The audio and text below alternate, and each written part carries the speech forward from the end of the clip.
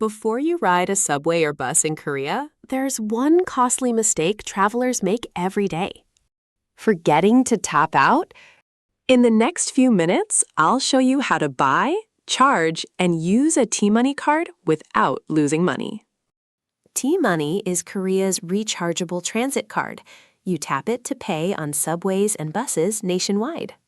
Buy one at almost any convenience store.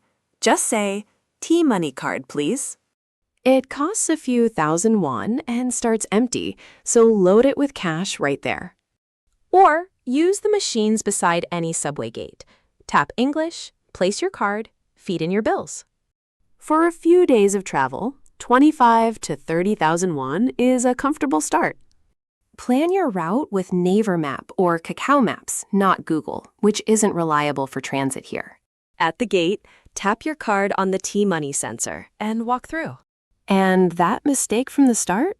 When you arrive, you have to tap out at the exit gate too.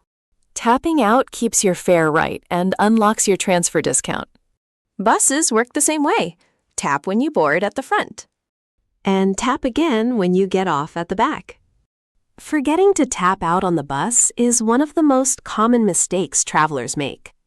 Skip it and you lose your transfer discount and get overcharged. You can switch between subway and bus up to 4 times in one trip. Usually free or just a few hundred won.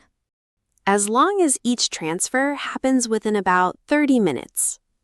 Coming from Incheon Airport, the AirX All-Stop train works with your T-Money card. The faster express train needs a separate reserved seat ticket. I've linked our full airport guide below. Keep some balance on your card so you're not stuck at the gate. And on the subway, each person needs their own card.